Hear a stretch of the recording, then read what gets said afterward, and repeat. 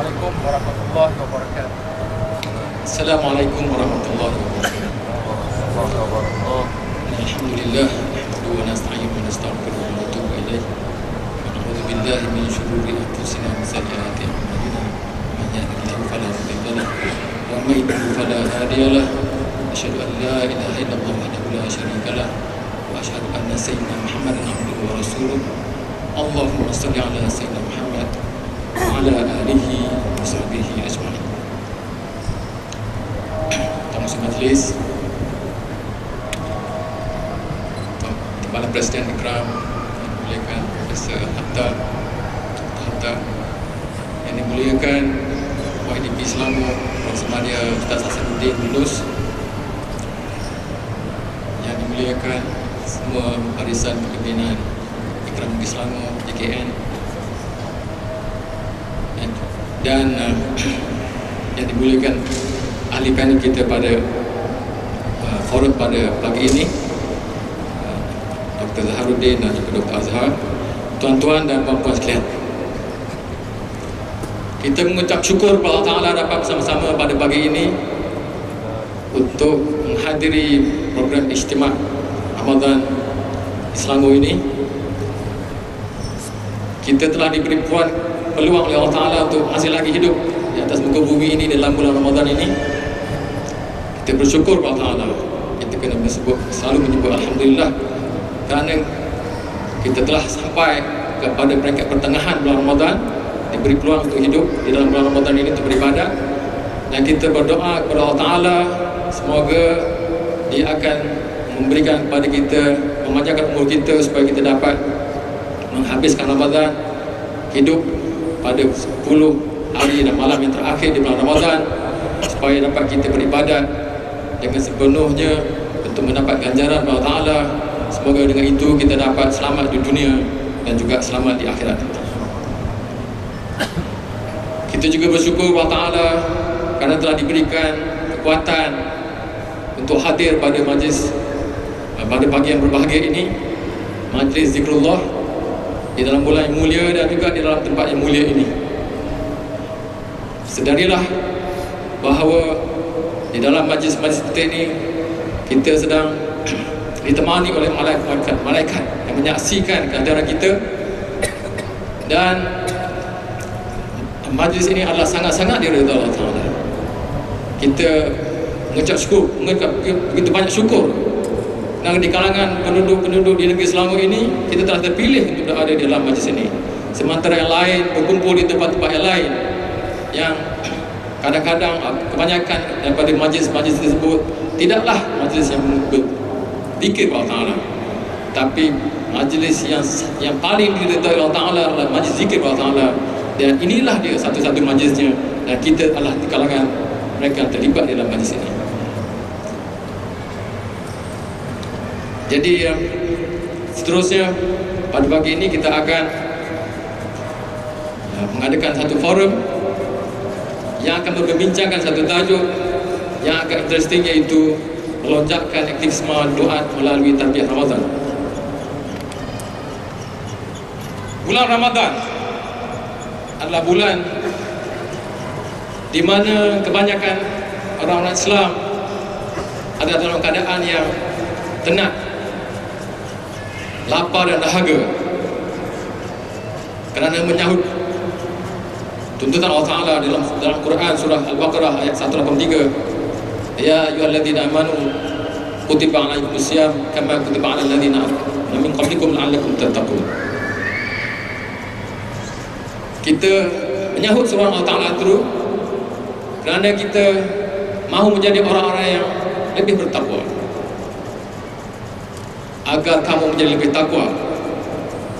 Bukan semua yang berpuasa akan menjadi takwa, hanya orang-orang yang betul-betul memahami apakah dia erti puasa itu sendiri yang akan mendapat ketakwaan.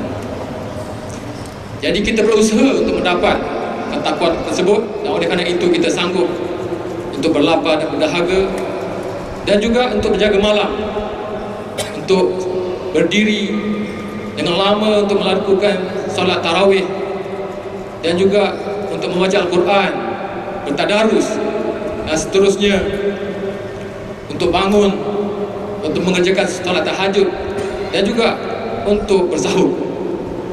Oleh kerana itu, kita mempunyai peluang yang sedikit untuk rehat. Kita tidak banyak masa untuk tidur. Ramai di kalangan mereka ada di sini sebagai contoh, semenjak daripada sahur lagi telah tidak tidur menghadiri majlis ini. Dan oleh kerana itu, kita faham kenapa kita merasa penat dan lesu. Tetapi tajuk forum yang kita ada pada pagi ini adalah terbalik daripada keadaan tersebut, kerana tajuk itu membincangkan tentang melonjakkan aktivisme doa melalui tarbiyah Ramadan.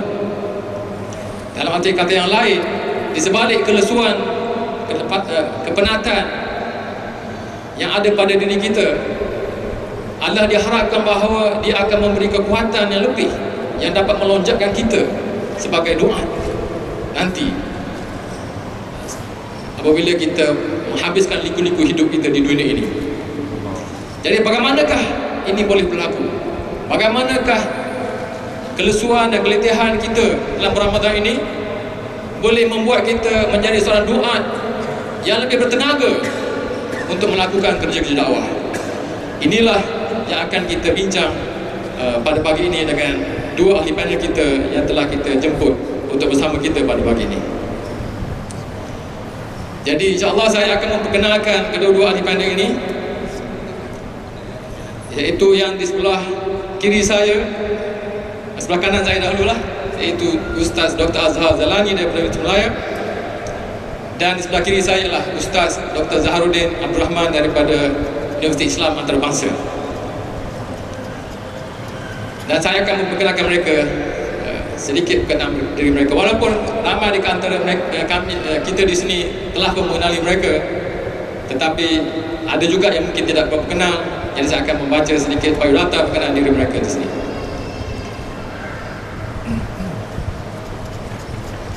Di sebelah kanan saya, Ustaz Dr. Haji Azhar Zalani adalah dilahirkan pada tahun 67 di Sabak Pernam, Selangor. Dia anak jati Selangor.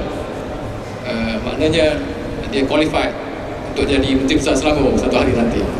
Saya difahamkan, saya kalau tak lahir di Selangor tak boleh jadi Menteri Besar, walaupun JKP ke JKN ke sebagainya. Beliau telah mendapat pendidikan menengah di Ma'had Hamidah Kajang, kerana seterusnya di Kolej Islam Kelang, dan seterusnya mendapat pendidikan pra-akademi Islam di Nilampuri di Kelantan. Beliau telah memperolehi ijazah sarjana muda bahasa Arab daripada Morocco Maghribi, dan mendapat sarjana dan PhD dalam bidang pendidikan bahasa Arab di Universiti Melaya. Jadi semua di sini sebenarnya ada kaitan dengan Universiti Melaya. Saya akan dengarkan sikit. Ustaz Zaharuddin juga dari Universiti Melaya sebab ini. Dr. Azhar telah menghasilkan 2 buah buku, 8 bab dalam buku, dan hampir 20 penulisan ilmiah dalam bidang pengkhususan beliau. Bidang pengkhususan Dr. Azhar ialah pendidikan guru, khasnya dalam bidang pendidikan bahasa Arab sebagai bahasa kedua, juga dalam pendidikan guru dalam aspek aktiviti komunikasi dalam mengajar bahasa Arab, dan juga di dalam bidang pendidikan Islam. Dr. Azhar juga adalah ahli DPN Ikram yang di-Pertua Ikram Hulu Selangor, dan juga ahli majlis World Assembly of Muslim Youth WAMI. Beliau sekarang ini menjawat jawatan sebagai pensyarah kanan di Fakulti Pendidikan Universiti Melaya.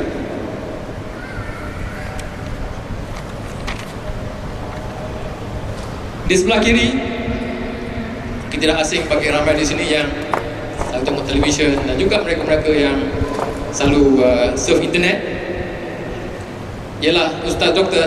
Haji Zaharuddin bin Haji Abdul Rahman. Siapa-siapa yang menjadi peminat kuat beliau, selepas ini kita ada peluang untuk minta autograf daripada beliau. Tapi sabar dulu ya. Beliau telah memperolehi ijazah pertamanya dalam bidang usuluddin juga daripada Universiti Malaya. Kemudian beliau telah melanjutkan pelajaran dalam peringkat sarjana dalam bidang syariah daripada Universiti Al-Yarmouk, Jordan, dan seterusnya memperolehi PhD dalam bidang pengajian Islam dan kewangan daripada University of Wales, United Kingdom. Dr. Zaharuddin merupakan jurulatih kewangan Islam dan pensyarah yang diperakui oleh Institut Pengajian Tinggi Makfil, United Kingdom. Beliau juga merupakan salah seorang ilmuwan syariah dalam perbankan dan kewangan Islam yang mempunyai latar belakang penyelidikan akademik yang kukuh dan pakar dalam aplikasi kewangan Islam. Bukan sahaja dalam bidang kewangan tapi juga dalam bidang-bidang yang lain, ya. Jadi kalau kita Google masalah-masalah agama, tahu kat situ nama zaharuddin.net, kita akan dapat beberapa kupasan beliau tentang isu-isu yang dihadapi oleh masyarakat Islam. Kalau nak tahu sebagai contoh apakah hukum menghadiri bersih sebagai contoh pun boleh juga Google kan, kita boleh dapat kupasan beliau tentang hukum menghadiri bersih. Pada masa ini beliau telah menulis setakat inilah 13 buku dan beratus-ratus artikel mengenai perundangan Islam dan perbankan Islam, dan juga dalam bidang-bidang syariah yang lain yang saya sebut tadi dalam jurnal termasuk majalah tempatan dan antarabangsa. Dan kita tahu beliau juga sering muncul di televisyen dan radio tempatan untuk membicarakan mengenai isu-isu syariah yang pelbagai, terutamanya urus niaga komersial Islam. Bidang pengkhususan Ustaz Dr. Zaharuddin adalah perbankan dan kewangan Islam, pasaran modal Islam, perundangan Islam, dan isu-isu contemporary syariah dan fiqh ibadah. Beliau sekarang ini menjawat jawatan sebagai penolong profesor di Kuliah Ekonomi dan Sains Pengurusan Universiti Islam Antarabangsa Malaysia dan merupakan ahli ikram daerah Gombak. Jadi tanpa melengah lagi, kita akan terus berbincang dengan tajuk pada pagi ini. Dan soalan yang pertama akan saya tujukan kepada Ustaz Dr. Zaharuddin, insyaAllah.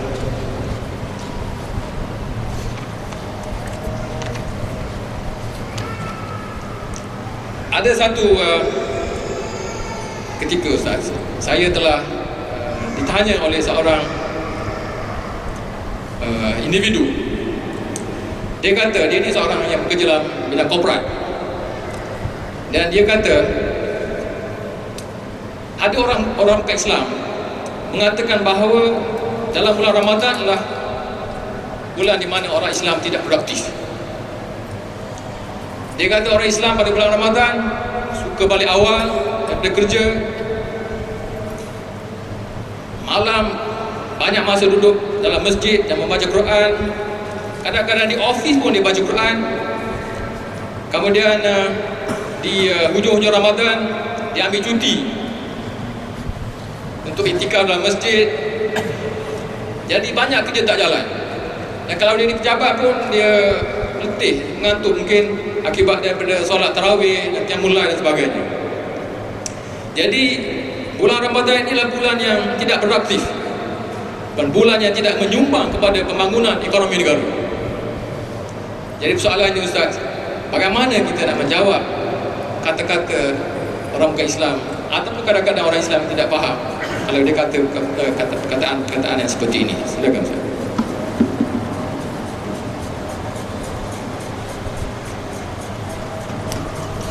Bismillahirrahmanirrahim. Assalamualaikum warahmatullahi wabarakatuh.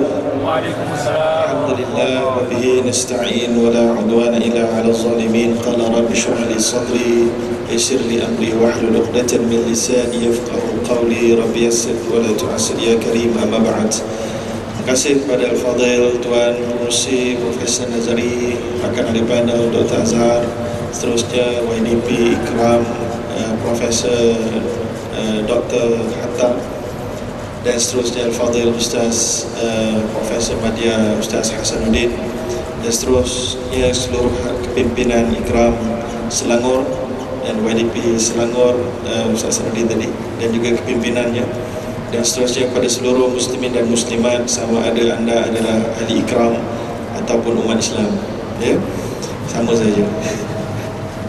Baik, jadi soalan ni soalan yang saya kira satu soalan yang banyak juga beredar di kalangan masyarakat kita hari ini. Dan mungkin jawapan yang saya berikan, kalau nak diberikan kepada orang bukan Islam, tak pastilah sama ada dia akan dapat memuashatikan mereka. Tetapi saya kira kalau orang Islam bertanya soalan sedemikian, maka kita patut berikan jawapan yang baiklah. Maka apa jawapan yang boleh saya berikan? Yang pertama sekali, kita kena betulkan worldview terlebih dahulu. Ini masalah worldview ni masalah sikit lah, ya, kerana kalau kita sebut kaya dan miskin, sebab kita lihat Nabi punya metodologi, Nabi membetulkan worldview para sahabat terlebih dahulu untuk menjadikan tarbiyah itu mudah masuk. Ya, sebagai contoh, Nabi tanya pada sahabat, manil muflis? Siapakah orang muflis? Wahai sahabat-sahabat. Maka sahabat-sahabat pun kata orang yang tak ada duit, orang yang macam-macam lah, yang biasa kita tahulah. Orang yang hutang dia lebih banyak daripada dia punya kemampuan membayar dan seumpamanya. Maka Nabi beritahu, bukan, itu bukan muflis. Muflis adalah orang yang puasa, yang solat, yang bersedekah, tetapi menzalimi orang lain.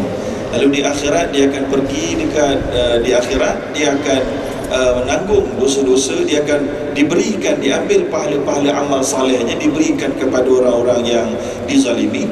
Dan kemudian kalau tak cukup, pahala dosa-dosa orang yang dizalimi itu akan diambil pula. Lalu dia pun jadilah muflis. Itu yang pertama. Dan hal seumpama ini bukan sekali. Nabi tanya lagi, siapakah dia orang yang kuat? Nabi kata. Sahabat-sahabat kata, orang yang kuat Gusti, ya, kan? Maka Nabi pun jawab, laisa syadidu bisur'ah walakin syadid man yamliku nafsahu 'inda al-ghadab. Tidaklah kuat itu kerana kuat bergusti, tapi adalah mereka yang kuat menahan kemarahan ketika mereka marah. Jadi banyak sangat benda-benda seumpama ini yang Nabi dah berikan gambaran bahawa ini adalah antara perkara yang selalu kita kena ulang-ulang. Jadi demikian juga, siapakah dia miskin? Jadi kalau soalan daripada profesor tadi, siapakah dia, ataupun kita sebut membantukan pembangunan ekonomi? Apakah takrif pembangunan ekonomi di dalam Islam? Kan? So kalau orang-orang barat punya worldview, pembangunan ekonominya adalah apa nama tu, GDNK-nya, keluaran kasar negaranya, dia punya hutang bagus tak bagus, production dia dari sudut statistically-nya meningkat, ya, dah tu pendapatan negara tinggi, hutang menjadi berkurang, tapi sekarang hutang menjadi tambah, kan, maju juga bagi mereka. Jadi inilah antara mereka punya teori dan mereka punya kefahaman. Lalu kalau kita nak jawab dengan orang yang mengimani kefahaman tersebut, memang susah sikit lah, tuan-tuan. Memang susah sikit lah, ya. Sebab kita akan beritahu bahawa ekonomi dalam Islam, sistem ekonomi Islam dan keuangan Islam adalah manusia itu sendiri yang paling penting sekali. Bukan pada dinarnya, bukan pada sistemnya, tetapi yang paling penting manusia itu sendiri. Kamu ada sistem full reserve system pun, kalau kamu ada dinar emas sekalipun, kalau orangnya korup, tetap korup, tentu. Tak akan berjaya sistem keuangan itu. Maka ini yang kita nak maklumkan, bahawa dalam bulan Ramadan adalah bulan untuk menjadikan manusia kembali menjadi manusia. Kerana apabila manusia ini dari sudut statistik untung syarikat tersebut tinggi, tetapi orangnya, akhlaknya rendah, dia akan songlak banyak, tuan-tuan. Saya banyak sangat dengar cerita macam ini, khususnya di negara kita, di Malaysia ini. Ada seorang yang kerja dengan, adalah sebuah syarikat, dulunya sebuah syarikat petroleum. Banyak kan tak tahu masa tu. Okay. Dia punya tahu, dia ni dulu specialist bahagian apa nama tu, procurement. Pandai lah, procurement tu memang banyak lah orang nak bagi rasuah. Dan rasuah sentiasa masuk tanpa diminta. Itu dia, min haitsu la yahtasib lah katanya, maidatan minas sama. Itu dia, hidangan daripada langit datang. Sampai ada satu ketika dia kata dia dijemput untuk meeting dengan dia punya vendor, bakal vendor di hotel, dan kemudian disediakan bilik. Dia pergi kat bilik saja ada 4 orang amoy. Kau lepas tu tak boleh keluar, dah masuk tak boleh keluar. Ada bodyguard tunggu guna amoy ni. Itu dia, tuan-tuan. Jadi alhamdulillah lah, dia kata dia kaya raya masa dia ambil rasuah seumpamanya. Kemudian Allah datangkan azab secara cash, iaitulah dia menimpa kanser yang kronik, ya, lalu dia terpaksa gunakan semua duit-duit rasuah dia untuk mengubati diri dia. Alhamdulillah dia agak sihat sekarang ni, tapi dan dia pun dah balik umrah, dia pun dah bertaubat, dia pun dah berhenti daripada syarikat tersebut. Bayangkan saudara dan saudari, dia kata syarikat petroleum ni untung dia besar, tapi kalau tak ada rasuah 3 kali ganda lagi untung daripada apa yang ada sekarang. Nampak? 3 kali ganda lagi untung daripada yang ada sekarang. Adakah itu dikira satu perkara kecil? Sebab itulah Ramadan kita nak bawakan manusia-manusia ini kembali menjadi amanah, kembali menjadi transparent, dan juga mereka ini akan menjadi orang yang tidak ada rasuah, tidak ada songlap duit, ghalul. Disebutkan dalam hadis Nabi dan dalam Al-Quran tentang ghulul, ataupun dalam sebagai ulama kata ghalul, iaitulah orang yang mengambil harta rampasan perang ghanimah sebelum dibahagikan. Ini adalah mencuri. Ada juga tafsiran para ulama yang sebagaimana disebutkan oleh Nabi, di mana Nabi SAW kata, sesiapa yang telah pun dilantik di atas man ista'malnahu ala amalin farazaqnahu rizqan fama akhadahu ba'da dhalika fahuwa ghalul. Sesiapa yang dah diambil kerja oleh sebuah syarikat ataupun seseorang dan diberi gaji yang khas untuk kerja tersebut, apa-apa pendapatan lain yang dia ambil kerana kerjanya oleh yang diberikan oleh klien dia adalah duit ghalul, duit hulul, duit curi. Dan disebut dalam hadis yang agak panjang, semua harta-harta ini akan diletakkan di atas kepala tengkuk orang yang mengambil itu. Dan sahabat-sahabat Nabi diceritakan oleh Nabi, ada orang pada kalangan akhirat nanti, dia akan bawa lembu di atas tengkuknya, lalu lembu itu pun mengembek di atas kepalanya. Lalu sahabat-sahabat kata, ya Rasulullah, kau tak boleh ke bantu pada ketika itu beri syafaat? Nabi kata, la amliku laka syai'a, aku tak boleh bantu. Qad ballagtu, aku dah sampaikan dulu dia di dunia. So kalau tadi 4 orang itu ada kat atas kepala ni kat akhirat. Tuan-tuan. Jadi nak cerita ni, inilah dia keadaan yang kita nak jawab, bahawa ya, dari sudut statistik mungkin sebentar nampak kurang, tapi dia akan melonjakkan statistik sepatutnya. Macam syarikat-syarikat yang nak mula melabur, kan? Bila kita sebuah syarikat yang mula nak melabur, kita nak expand, kita punya bisnes kan ni kata dah ada tepu sikit, so kita nak expand kita punya bisnes, so kita kena buat investment. Bila investment itu keluar, maka duit kita, aset kita menguncup, betul tak? Turun, dah keluar. Bila dah keluar, nampak macam menguncup dari sudut nilai dia, daripada sudut numbers. Tapi kita dah expand kepada satu bisnes yang biasanya dalam first 3 years tak akan ada untung. 3 tahun yang ketiga sampai ke atas barulah untung tu akan dapat dilihat. Maka itulah yang kita nak jawab secara rasional dan logiknya. Ramadan punya keperluan. Ramadan nak menjadikan umat Islam kembali boleh menjadi aset kepada sebuah syarikat. Dia akan kerja lebih produktif selepas ini, lebih profesional selepas ini, lebih menuruti akhlak Al-Quran selepas ini. Tetapi apa yang masalah kita kalau kita jawab begitu hari ini? Kerana kita yang melaksanakan Ramadan hari ini gagal membuktikan ada perbezaan kita sebelum selepas Ramadan. Maka tanggungjawab kita sendiri sebenarnya. So kalau kita nak beri jawapan begitu, kita sendiri sepatutnya memberikan suatu evidence bahawa selepas Ramadan, kau tengok aku kerja lebih laju daripada biasa, lebih efisien daripada biasa, lebih berkualiti daripada biasa. Kerana semakin aku sedar bahawa Allah itu sentiasa melihat apa sahaja yang aku lakukan. Semakin tak ada harta-harta syarikat yang digunakan untuk kepentingan peribadi dan seumpamanya. Jadi saya kira itulah antara jawapan pendek untuk soalan yang pertama. Wallahu ta'ala a'lam.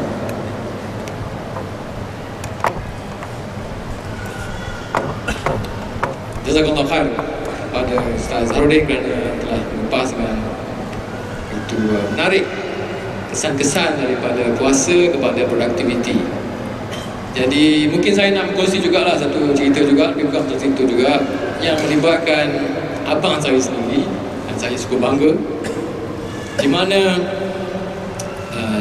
beliau bekerja dengan Kementerian Area Development Authority Kedah, dan dia telah diamanahkan untuk membeli satu jentera mesin procurement daripada seorang supplier di KL ni. Dia pun naiklah kapal terbang datang ke Kuala Lumpur, ditunggu oleh wakil syarikat masuk dalam kereta dengan driver, bawa ke lokasi untuk dia tengok inspect mesin. Kemudian dia tengok mesin tu, dia kata ni tak boleh pergi, tak boleh ni, harga dia juta juga lah. Kenapa? Ini second hand nya, dia kata. Ini dah pakai, kami nak beli yang baru punya. So jadi yang supplier tu kata, kita boleh bincang lah, apa awak nak kan. Abang saya kata tak boleh, tak maaf lah, dia kata, saya tak akan recommend. Kenapa? Sebab beliau telah ditarbiahkan dan beliau takut kepada Allah Ta'ala. Jadi apa pun dia tak akan terima. Jadi oleh kerana itu dia buat keputusan tak beli. Kemudian apa jadi? Syarikat tersebut dia biar je abang saya dekat luar tu balik sendiri. Maknanya driver tak hantar balik dah. Dia kena cari taksi, dia kena cari transport sendiri untuk balik ke airport, balik ke Kota Baru. Sampai ke Kota Baru, ceritanya lagi yang menarik, dia telah mendapat telefon, phone call daripada bos dia, panggil dia. Dia tanya, Uri nama Ridwan ya? Apa kamu buat kat Kuala Lumpur tu? Dia kata, kenapa? Kan nak pergi beli mesin. Ya, saya tak akan beli mesin. Kenapa? Dia kata, ni supplier tu komplain. Dia kata, awak minta banyak sangat, awak minta korupsi banyak sangat, dia kata. Terkejut abang saya kan. Tapi bos saya kata, tak payah explain lah, dia ketawa je. Sebab apa? Sebab memang Alhamdulillah abang saya ni terkenal, seperti Ustaz sebut tadi lah, dia memang tak terkenal sebelum, semasa dan selepas sebagai orang yang amanah. Dan oleh kerana itu bos dia tak percaya pun cerita yang diberikan oleh supplier. Supplier itu nak memfitnah dia, nak mengatakan dia ni korup. Tapi oleh kerana reputasi dia yang kuat, dia telah selamatlah. Jadi itulah dia, orang yang seperti ini yang bertakwa, yang takut Allah Ta'ala, ya Ustaz telah menceritakan dan terbukti dia adalah jadi aset yang sangat berguna kepada organisasi dan juga kepada syarikat. Saya juga jumpa seorang individu yang bekerja dengan sebuah syarikat. Dia bagi tahu bos dia kalau dia nak pergi untuk berdakwah, dia tabligh ya, bukan ikram, dia tabligh. Dia pergi bawa titik ke apa, syarikat Cina dia kata pergi, tak ada masalah, saya suka awak pergi. Saya bukan, kenapa? Sebab dia kata bos dia kata saya ramai pekerja, ramai penipu-penipu, tapi awak ni orang yang baik dan saya tahu awak baik kerana awak buat agama. Jadi saya suka awak buat agama supaya saya boleh yakin awak takkan tipu saya. Jadi dia menggalakkan pekerja dia supaya jadi apa ni, buat agama. Jadi kadang-kadang orang-orang yang negatif kepada ini adalah orang yang tidak faham, bukan sahaja agama, tidak faham kehidupan manusia pun. Sebab dia tidak tahu tentang orang yang kualiti amanah sebagai aset kepada organisasi. Jadi terima kasih Ustaz kerana memberikan kupasan yang menarik tadi. Seterusnya, saya nak tunjukkan soalan yang kedua kepada Ustaz Dr. Azhar. Di bulan Ramadan yang mulia ini, kita selalu mendengar amalan-amalan yang digalakkan kita lakukan adalah selain daripada yang wajib puasa, juga membaca Al-Quran, tadarus, tilawah dan juga untuk melakukan qiyamul lail. Jadi ini adalah amalan-amalan yang kalau kita lihat berbentuk peribadi ya. Ada setengah orang dia akan duduk seorang-seorang. Kemudian pada 10 yang terakhir dia akan duduk di masjid beriktikaf. Jadi semua adalah nampak macam aktiviti-aktiviti yang inward, yang lebih kepada peribadi diri sendiri dan tidak berinteraksi dengan masyarakat.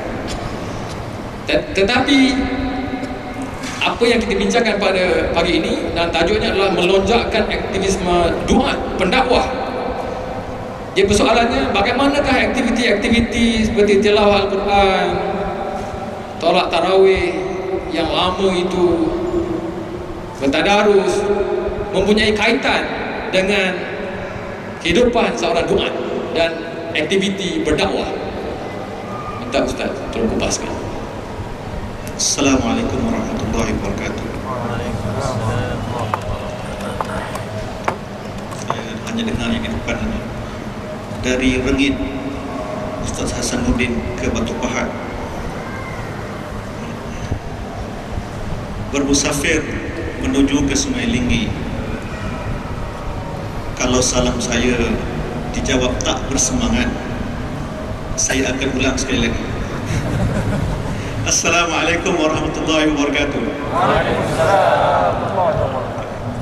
Alhamdulillah, banyak syukur kepada Allah Subhanahu Wa Taala. Terima kasih Profesor Dr. Nazari, moderator kita pada pagi ini, sahabat saya ahli panel Dr. Harudin, barisan-barisan yang ikram pusat dan juga negeri, tuan-tuan dan puan-puan, ikhwan dan akhwat, adik-adik saya sekalian. Alhamdulillah, semoga Ramadan kali ini diberkati oleh Allah Subhanahu Wa Taala.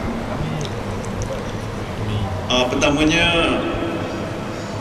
ya, gambar saya tidak ada dalam iklan-iklan Facebook ataupun sebagainya. Mungkin tuan-tuan tertanya-tanya, saya hanya menggantikan Semada Dr. Har atau Aliza Siraj. Tetapi mungkin ada persamaan, ya. Beliau juga dari Sabak Bernam, anak Jawa. Jadi saya cuba untuk menggagahkan diri, kerana diarahkan oleh YDP negeri Samaan wa Ta'atan, ya. Saya cuba hadir pada pagi ini, tapi dengan ya, saya harap kita dapat berkongsi bersama, ya. Saya pun suspend juga melihat, ya, seramai ini audiens. Alhamdulillah, satu kejayaan bagi ikram negeri Selangor yang akan kita teruskan. Berkaitan dengan soalan yang telah dikemukakan tadi, ya, ikhwan dan akhwat, tuan-tuan dan puan-puan, kita yakin bahawa amalan-amalan yang digalakkan kepada kita di bulan Ramadan, di samping ibadah puasa, tarawih, ya, mungkin sebagian kita mengambil pendekatan pergi ke tempat-tempat yang ke-20 rakaat, ya, satu juzuk akan dikhatamkan oleh imam. Kita bangun malam qiyam, okay? Kita bertadarus Al-Quran sama ada bersama dengan masyarakat ataupun dengan ikhwah, saudara-saudara kita. Kita beriktikaf di 10 malam terakhir. Ini adalah merupakan satu latihan bagi saya ataupun bagi kita semua, bukan satu yang ibadah-ibadah ini untuk dilakukan bukan satu yang mudah, besar sebenarnya. Kerana itu saya kira mungkin 2% saja manusia Muslim yang sanggup untuk melakukan ibadah-ibadah tersebut. 95% lagi kita boleh lihat di luar sana, mereka tidak mampu untuk melakukan amalan-amalan yang sebegini.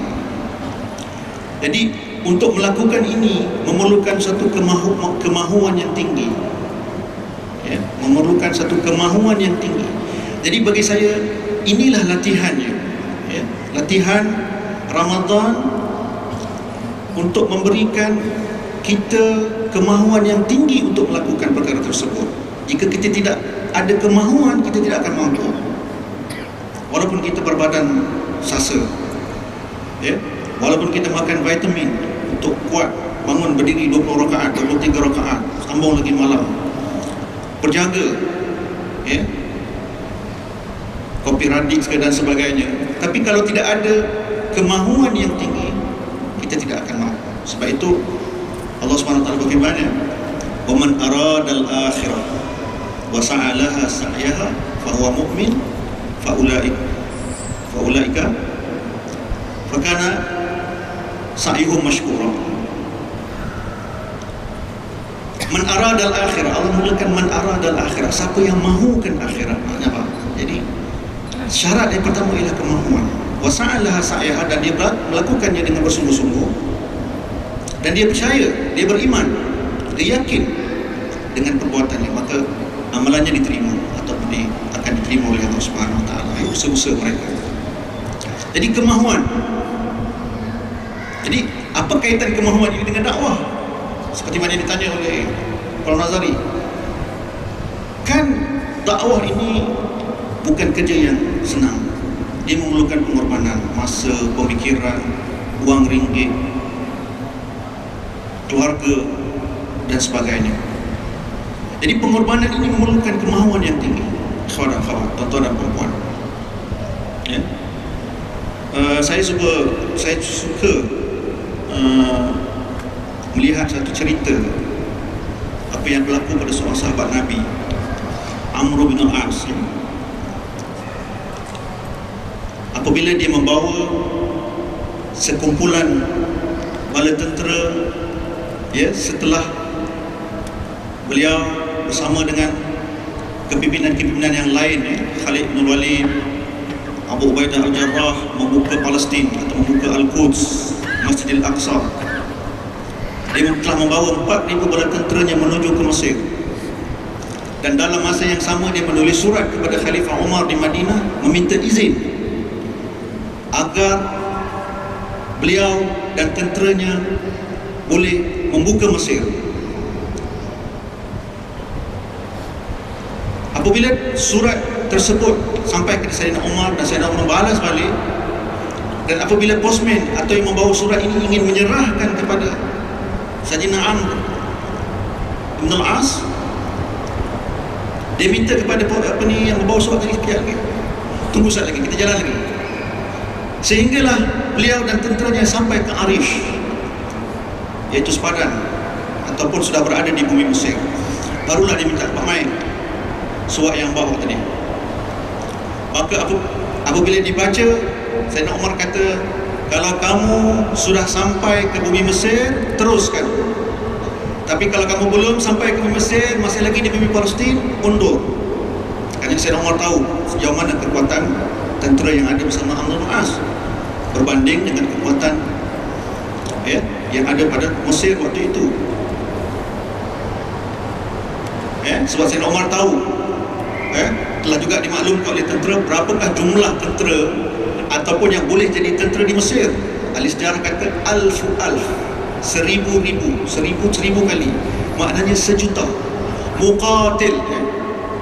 Walaupun bukan tentera, tapi termasuk orang lelaki yang boleh dikerahkan untuk berperang. 4,000 nak lawan 1 juta orang. Tapi kita tengok kemahuan yang ada pada Amr bin al-As. Kalau kita lah,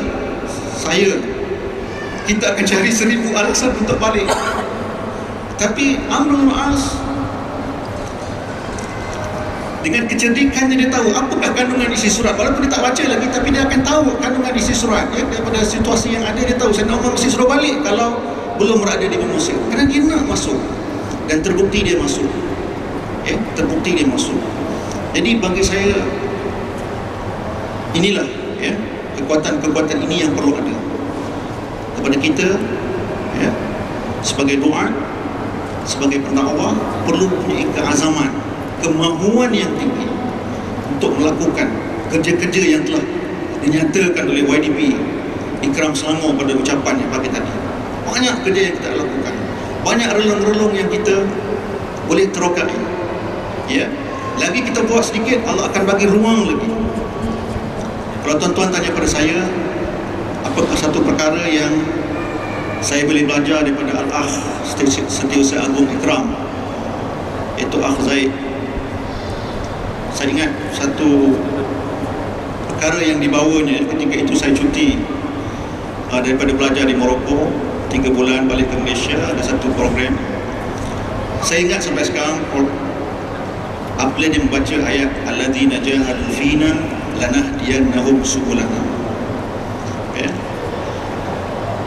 Orang-orang yang berjuang, ya, di jalanku, lanahdiyannahum subulana, pasti aku akan tunjukkan jalan hidayah. Mungkin konsep jihad ini sangat luas, begitu juga konsep hidayah ini sangat luas.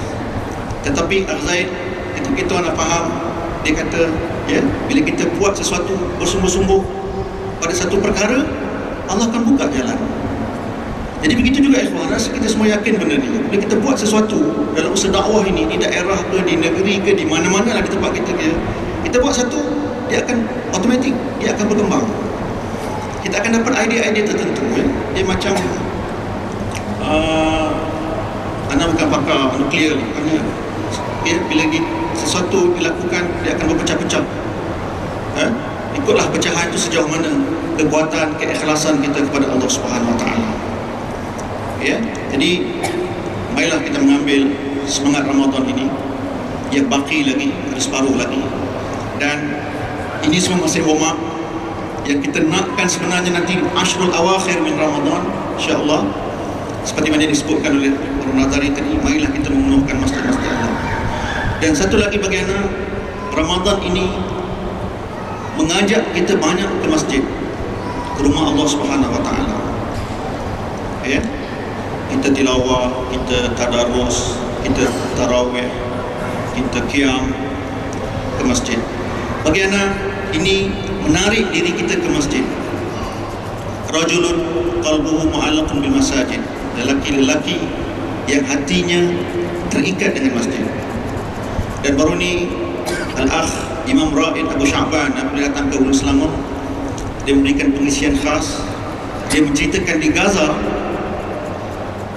95% lebih masjid-masjid dikuasai oleh Hamas, Syabab. Ya, 95%. Dan mereka menguasai betul. Maknanya orang-orang yang tidak punya komitmen Islam, ya, senang aja, mari kita ke masjid. Jadi ajakan pertama ialah ke masjid. Dan apabila sudah komitmen di masjid, barulah ada aktiviti-aktiviti lanjutan, ya, dilakukan kepada mereka dengan kursus-kursus dan sebagainya. Akhirnya dia menjadi tamhidi ataupun pra-tamhidi untuk diserapkan berikutnya dalam gerakan-gerakan Islam. Jadi bagaimana marilah kita terikat dengan masjid. InsyaAllah kita jadi aktivis masjid, kita hidupkan masjid dan bangunkan masjid. Ya, tak semestinya kita jadi nazir masjid. Ada ikhwan jadi nazir masjid, dia beritahu kat anak, "Oi, banyak kerja Syekh." Dia kata sampai kecil-kecil perkara nak beli apa tu sabun untuk basuh tandas masjid pun tanya nazir. Jadi tak perlu kita jadi nazir. Ya, kita boleh memberi semangat yang baik tanpa kita menjadi nazir atau AJK masjid. Macam-macam cara. Yang penting kita punya hubungan yang baik dengan manusia, dan sebelum itu punya hubungan dengan Allah Subhanahu Wa Taala. Anak saya itulah setakat ini sekadar yang ada pada anak untuk kita lihat bersama. Allah Alam. Jazakallahu khair. Allah Ta'ala berfirman, "Qul hadhihi sabili ad'u ila Allah ala basirah ana wa man ittaba'ani wa subhanallahi wa ma ana minal musyrikin." Jadi baca ayat itu supaya YDP Selangor tidak rasa bimbang berkut ahli JKN dia tak apa lagi. Jadi di kalangan adik-adik, Pak ni tak payah datang tanya saya lah. Saya dah buktikan bahawa saya telah pun hafal ayat tersebut. Iaitu ayat yang telah dikupas dengan panjang lebar oleh YDP kita tadi, yang menjadi moto seolah-olah slogan kita di Selangor ini sebagai pendakwah menjadi ahli ikram. Jadi Ustaz, yang ada di hadapan kita semua di sini adalah mereka-mereka yang telah pun bersetuju untuk menjadi pendakwah dalam masyarakat. Mereka telah datang ke sini bukan kerana apa-apa, kerana telah diarahkan oleh pimpinan negeri, walaupun mereka kadang-kadang lebih cenderung untuk ada di rumah, untuk berbuka puasa dengan keluarga dan bertilawah dan sebagainya, tetapi ada arahan datang ke sini. Ini adalah satu perintah daripada pimpinan Ikram, sebuah organisasi dakwah, dan telah disedari bahawa ini adalah sebahagian daripada program-program tarbiyah dan dakwah kita. Jadi apa yang ada sebut di sini ialah di kalangan masyarakat ada yang telah menyedari tentang tanggungjawab dakwah dan ada yang belum menyedari tentang tanggungjawab dakwah, dan kita insya-Allah akan berusaha untuk mengajak mereka. Cuma yang anak-anak kadang-kadang terfikir adalah di dalam masyarakat, di dalam masjid, kita tengok sama saja amal ibadat mereka, sama-sama bersemayam tarawih, sama-sama bertilawah, berpuasa dan sebagainya. Jadi amal ibadatlah sama. Tetapi sebenarnya ada perbezaan di antara mereka, iaitu ada yang telah pun menyedari tentang tanggungjawab dakwah dan ada yang belum menyedari tentang tanggungjawab dakwah. Jadi apa yang nak saya tanya ni, kata soalannya mungkin abstrak sikit, minta maaf lah, ialah apakah aspek-aspek yang membezakan di antara yang menjedari tentang dakwah berbanding dengan tidak menjadi tentang dakwah dalam melakukan amal-amal ibadat yang kita sebut tadi, yang sepatutnya membezakan, supaya amal ibadat tadi yang kita lakukan tadi akan memberi tenaga ataupun semangat yang lebih dalam usaha kita untuk menjadi seorang pendakwah yang lebih baik. Bismillahirrahmanirrahim wa bihi nasta'in. Terima kasih saudara Profesor. Itulah soalan-soalan Profesor, macam itu soalan dia. Sebab tu anak murid susah nak lulus. Baik, jadi kalau kita nak lihat tadi, ada orang yang dah sedar tanggungjawab dakwah, dia dah join Ikram, dia dah join PAS, dia dah join Tabligh, dia dah join Halwan, dia dah join macam-macam gerakan dakwah di dalam dan di luar negara. Ada orang yang juga solat tarawih dengan kita, dia belum sedar tanggungjawab dakwah. Sebenarnya Islam mengajar kita hidup bersinergi. Semua orang ada peranan masing-masing. Ada orang kaya, kalau tak ada orang miskin, orang kaya tak jadi kaya. Betul? Sebab orang-orang kaya tak mau kerja tempat-tempat kerja orang yang bergaji rendah. Nasib baik ada orang tak berapa kaya, boleh orang kaya lega daripada kerja-kerja yang teknikal, seperti macam-macam lah, tak payah sebut, nanti ada terusik pandangan-pandangan tertentu, ya. Begitu jugalah tuan-tuan dan puan-puan, pada zaman Nabi SAW ada orang-orang miskin. Saya yakin orang Ikram dah belajar orang hadis ni lah, usrah-usrah, sama ada sambil tidur atau tak tidur lah, okay. Iaitulah ada di antara orang-orang miskin di zaman Nabi mengadu, Ja'ah ahlul buzur, ya, iaitulah datanglah orang-orang yang tak berapa kaya kepada Nabi mengadukan hal orang-orang kaya, kan? Iaitulah mereka kata, ya Rasulullah, orang-orang kaya ni, mereka ni boleh bersedekah banyak, dia ada harta, kami ni miskin, harta pun tak ada, makan pun cukup-cukup je, ataupun tak cukup pun.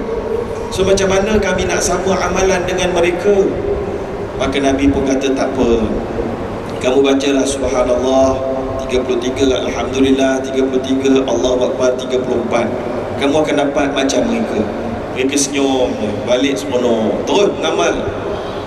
Bila amal tu diintai-intai rumah orang kaya, atau tengok-tengok orang kaya dekat masjid agaknya, tengok-tengok orang kaya pun buat juga, ni tak puas hati lagi ni, datang balik jumpa Nabi, ya Rasulullah, hari itu kamu mengajar kami membuat bacaan ini, berzikir ini, rupa-rupanya orang kaya pun buat juga. So mereka dah lah buat zikir ini, kemudian sedekah duit pun mereka bagi. So macam mana pula kami nak menyamai mereka? Maka Nabi pun jawab, dzalika fadlullah yu'tihi man yasha. Itulah dia kurniaan Allah, Allah bagi pada sesiapa yang dia kehendakinya. Oleh kerana itu kita punya worldview, tuan-tuan, apa yang berlaku ni, ada orang yang tak faham, ada orang yang jahil, kita jangan marah, tuan-tuan. Sebab itulah Imam Malik berkata, lau ra'aitan nas yudafi'u 'anil haqqi bisyatam.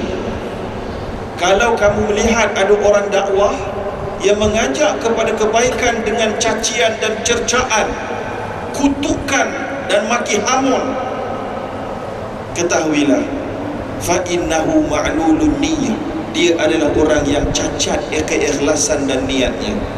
Li'anna al-haq la yahtaju ila hadha, kerana kebenaran tak memerlukan kepada cercaan. Kerana cercaan itu, cercaan kepada orang yang jahil itu sebenarnya seperti mencerca cuaca dan masa. Nabi kata, la tasubbud dahr, jangan kamu maki hamun cuaca. Oh, celaka sungguh hujan pula hari ni. Oh, kamu yang celaka. Dan macam ni cuaca hari ni? Cuaca hari ni buruk lah tuan guru. Buruk? Kenapa? Hujan buruk lah. Hujan bagus lah, kan? Hujan terlebih saja yang ujian kepada kita, untuk kita mengingat adakah kita melalai untuk melakukan tanggungjawab kepada Allah, ya. Mungkin ujian itu terlebih bagi kita tak apa bagus, tapi bagus kepada satu kumpulan yang lain. Sebenarnya Allah nak sampaikan kepada kumpulan yang lain itu sampai kepada kita. Ya, dengan air yang bertakung yang lebih itu, dia akan surut, dia akan pergi satu tempat yang kering kontang mungkin. Kita, we never know. Ya. Jadi itu makluman yang saya nak maklumkan kepada diri saya dan kepada seluruh yang hadir ketika hari ini. Kita yang sedar tentang tanggungjawab dakwah perlu sedar, Allah kata wal takum minkum ummatu yad'una ilal khair. Hendaklah ada di kalangan umat aku orang yang menyuruh kepada kebaikan. Maknanya ayat ini memberi, selain daripada memberi istidlal kepada hukum, membuat amar ma'ruf, membuat gerakan dakwah, dia juga memberi faham akan pasti ada orang yang tak join gerakan dakwah. Dia faham? Sebagaimana Allah sebut dalam Quran 17 kali, wa aqimus salah wa atawuz zakat, dirikan solat dan tunaikan zakat. Maknanya kalau tuan-tuan masukkan dekat dalam kita punya manifesto, silap manifesto, ya, dalam kita punya polisi, manifesto pilihan raya, kan, keram tak pilihan raya, tak ada juga, pilihan raya pimpinan dia. Kalau kita masukkan dalam polisi kita adalah membasmi kemiskinan sehingga total zero. Itu ngarut je, tuan-tuan. Sebab Allah kata wa aqimus salat wa atuz zakat, dirikan solat, tunaikan zakat. Maknanya zakat akan pasti ada fakir dan miskin. Yalah, boleh kita kata asnaf zakat tak semesti fakir miskin saja, ada 8. Yes, tetapi fakir miskin memang akan pasti ada, tuan-tuan. Sama ada kita sedar atau tak sedar, tahu atau tak tahu, tempat mereka sahaja. Ya. Jadi oleh kerana itu kita nak maklumkan dalam kes ini, orang yang akan menjadi mad'u itu adalah juga satu nikmat kepada orang yang menjadi da'i. Tak ada mad'u, tak ada siapa kita, tak ada ahli pemimpin, tak ada dia diangkat menjadi pemimpin, kan? Dan dengan adanya mad'u, tapi jangan pula bagi orang jahil-jahil mamai, kan dia kita nak jadi da'i, tak boleh lah. Kita jadi da'i kerana orang tu mad'u. Bila dia mad'u, kita terus dapat satu peluang yang canggih, manggih, tuan-tuan. Apa dia? Peluang kita adalah Nabi sebut dalam hadis yang sahih. Nabi kata, Inna Allaha wa malaikatahu wa ahla samawati wal aradin wa hatta al-hut wa hatta an-namli fi juhriha la yusalluna ala muallimin nasi khairan. Hadis ni saya ambil dalam, inilah hadis motivasi diri saya, tuan-tuan. Ya, ada student-student, adik-adik tanya apa motivasi saya buat kerja dakwah. Inilah hadis ni antaranya. Iaitulah Nabi kata, sesungguhnya Allah, malaikat, seluruh penduduk langit, seluruh penduduk makhluk di bumi, termasuklah ikan-ikan di lautan dan semut-semut di dalam sarangnya. Ada berapa ekor semut kat rumah, tuan-tuan? Rumah tuan-tuan saja tu dah berapa juta dah, ya? Akan mendoakan keampunan dan keberkatan buat orang yang mengajak orang lain kepada kebaikan Islam. Tuan-tuan, nasib baik ada orang tak tahu lagi kerja dakwah ni, boleh kita ajak dia. Ya, kalau semua dah tahu, kita nak ajak siapa? Kita ajak diri kita boleh juga, kan? Tapi maknanya itu adalah fitrah. Baik, kemudian moderator tanya tadi, bila dah tahu itu fitrah, sekarang adakah amalan ibadah kita sama macam mereka saja? Perlu tak ada perbezaan? Ya, perlu tak ada perbezaan? Jawapan dia, tuan-tuan, sudah tentulah perlu ada perbezaan. Perbezaan dia pada apa? Pada kuantiti ke pada kualiti? Patutnya dua-dua. Kerana itulah Imam Ahmad bin Hanbal, Imam Malik bin Anas berkata, mana-mana di antara lelaki yang tidak menunaikan solat witir, dia adalah lelaki yang jahat. Ramai orang jahat kita ni. Bulan Ramadan je tak jahat. Bulan Ramadan je ada witir. Jadi bulan lain tak ada witir, jahat lah ke? Kalau ahli gerakan Islam, witir kena jadi solat di antara solat-solat yang mesti dibuat.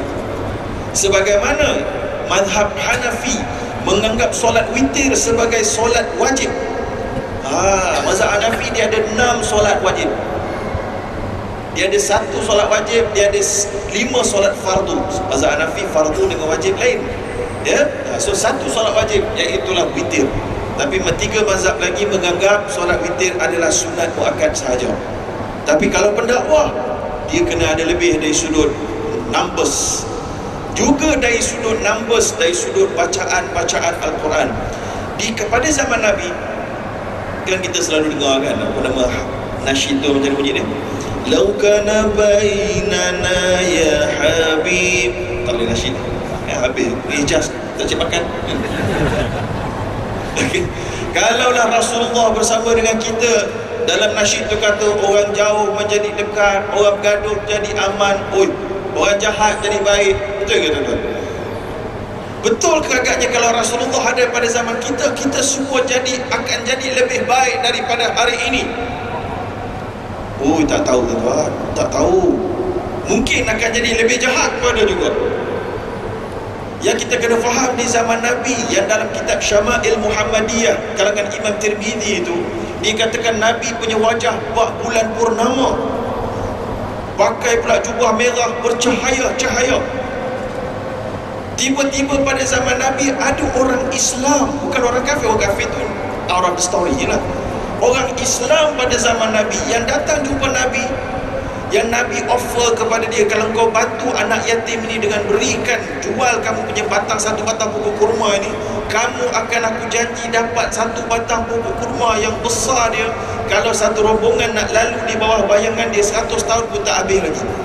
Dan bukan pokok kurma saja yang dijanjikan, sudah mestilah orang itu juga dijanji masuk syurga. Kalau orang tu masuk neraka, pokok kurmanya dalam syurga, nak buat apa?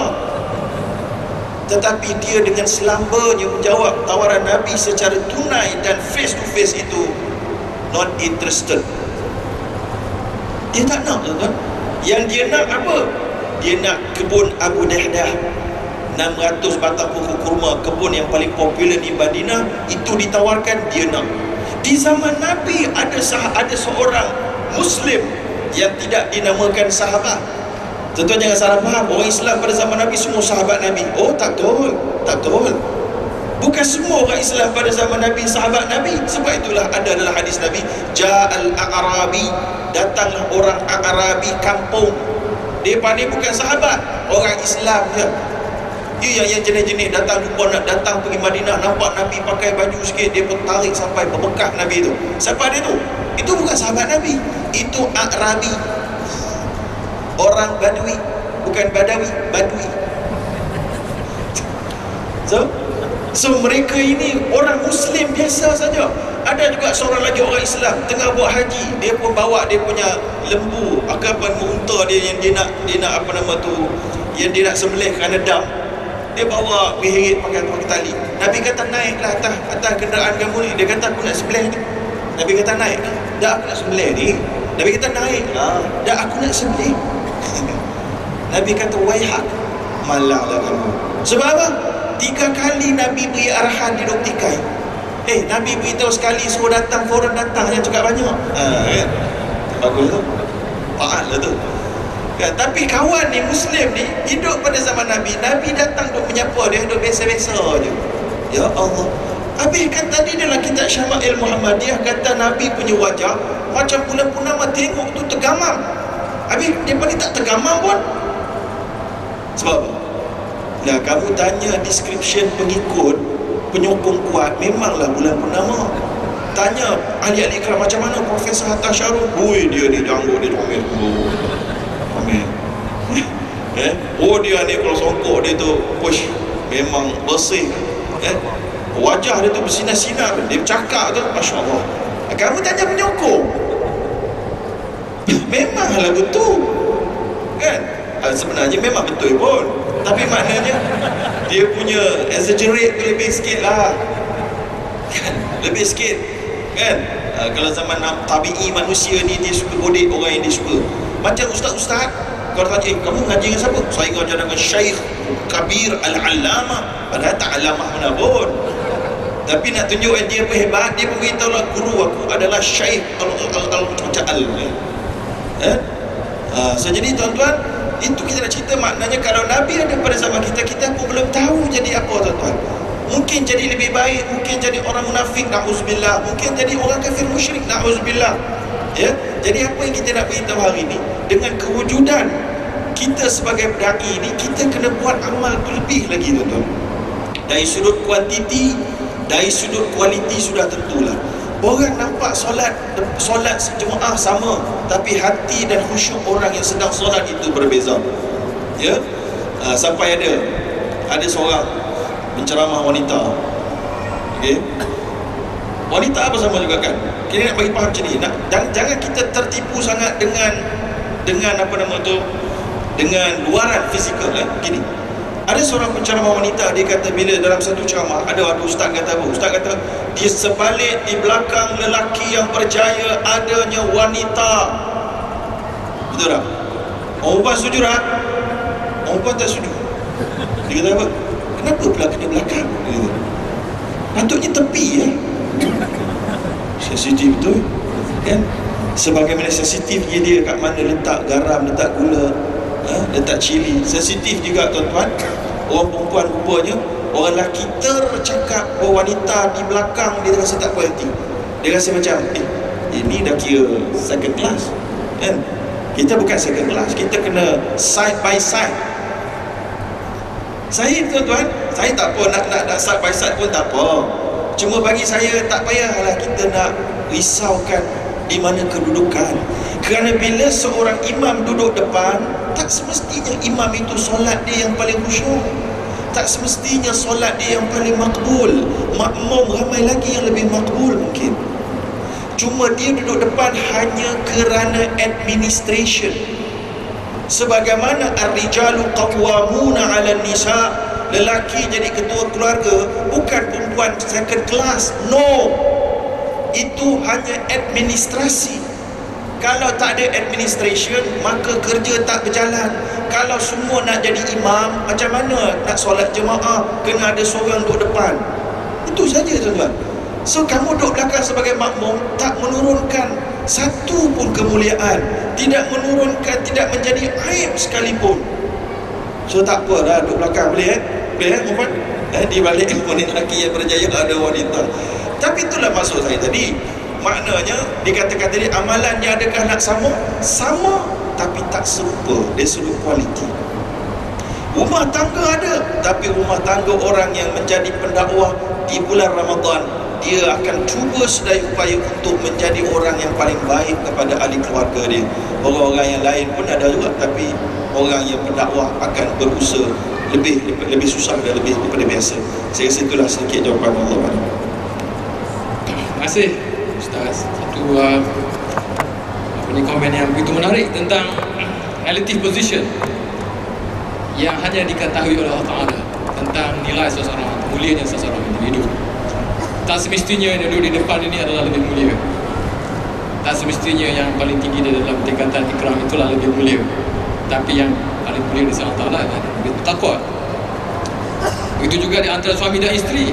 Tak semestinya suami yang aktif dalam ikram itu adalah akan mulia di sisi Allah Ta'ala, sementara isterinya yang kurang aktif tetapi menjaga anak-anak, tidak semestinya mereka itu tidak mulia di sisi Allah Ta'ala. Mungkin mereka lebih banyak markahnya pada hari akhirat. Maka malulah kita pada hari akhirat kelak tengok isteri kita lebih tinggi di sisi Allah Ta'ala berbanding dengan kita yang menjadi AJK dan sebagainya. Jadi kita nak berlumba-lumba untuk menjadi orang yang mulia. Salah satu daripadanya sebagai contoh adalah orang yang sentiasa bermaaf-maaf. Maka di antara suami dan isteri berlumba-lumbalah untuk bermaaf-maaf di antara satu sama lain. Jangan tunggu isteri untuk minta maaf sebab ego suami, tetapi suami nak lebih dahulu meminta maaf daripada isteri. Saya cakap dengan risiko yang tinggi kerana di dalam audiens sana isteri saya juga mendengar. Jadi saya beramal dengannya satu hari nanti insyaAllah. Jadi terima kasih Ustaz. Dan sekarang saya nak minta pandangan daripada Ustaz Azhar tentang salah satu daripada amalan yang dilakukan oleh muslimin dan muslimat pada bulan Ramadan, iaitu membaca Al-Quran, tilawah Al-Quran. Jadi semua orang melakukan ini. Dan yang saya nak dapat daripada Ustaz ialah beberapa tips. Sedang kita melakukan banyak masa untuk baca Quran, ada yang mungkin berusaha untuk mengkhatamnya 2 kali dalam Ramadan. Jadi saya nak tanya di sini Ustaz, ada beberapa aspek. Yang pertama sekali, manakah lebih afdal? Khatam Quran beberapa kali tanpa memahami apa yang dibaca, atau banyak masa dihabiskan untuk membaca Al-Quran tetapi seseorang individu itu tak sempat mengkhatamkan Al-Quran kerana banyak masa digunakan untuk cuba memahami makna dan tafsir Quran tersebut. Jadi mana satukah yang lebih mulia di sisi Allah, lebih afdal di sisi Allah Ta'ala? Dan yang keduanya mungkin boleh sambung dari situ, bagaimanakah kita boleh mendapat manfaat yang paling maksimum daripada aktiviti kita tilawatul Al-Quran. Terima kasih. Terima kasih Prof Nazari. Prof Nazari membeli beras, kemudian dibawa ke rumah Datuk. Ini bukan rasuah ya. Ini khidmat masyarakat ya, pergi rumah Datuk.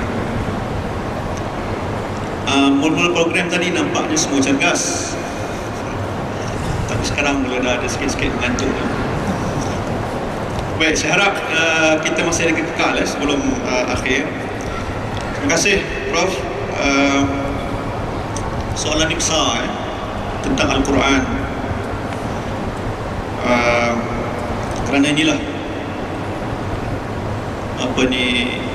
bulan di mana diturunkan Al-Quran, dan memang kita dituntut untuk membanyakkan tilawatul Quran. Kalau kita lihat dalam Riyadhus Shalihin ya, antara hadis-hadis awal yang berkenaan dengan hadis-hadis Fadail A'mal,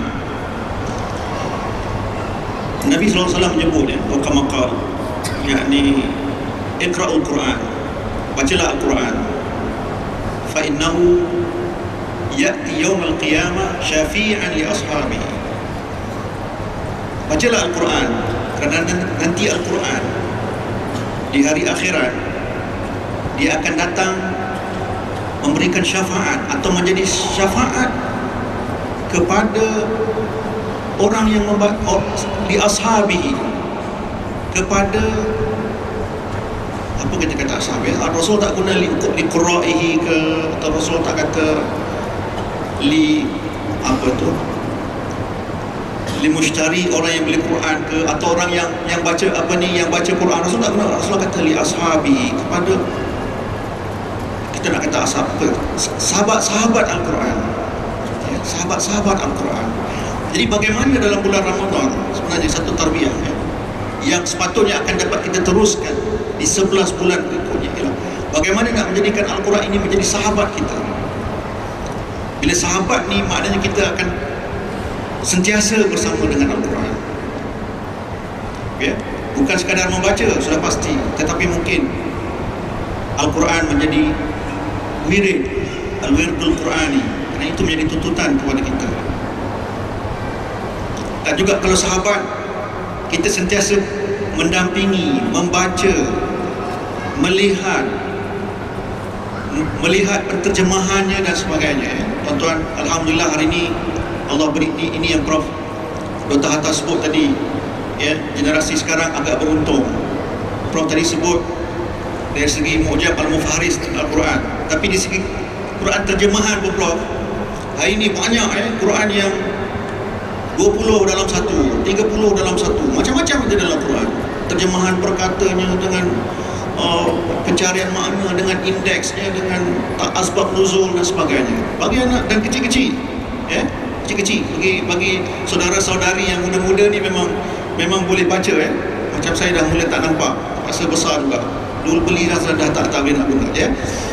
Jadi boleh dimanfaatkan, sentiasa bersama, lihat, tenung, ataupun mungkin kita ada smartphone yang dalam tu juga ada fungsi-fungsi yang dinyatakan tersebut. Jadi saya menyeru pada diri saya sendiri, tuan-tuan dan puan-puan, marilah sama-sama kita menjadi sahabat kepada Al-Quran. Saya tak tahu cerita ni benar atau salah, tapi saya terbaca dalam internet satu tazkirah, mungkin tuan-tuan ada baca satu tazkirah. Kalau salah pun tapi bagi saya jadikan satu pengajaran, ataupun mungkin saya jangan anggap sebagai satu hadis lah satu cerita, dan saya ingat bukan bid'ah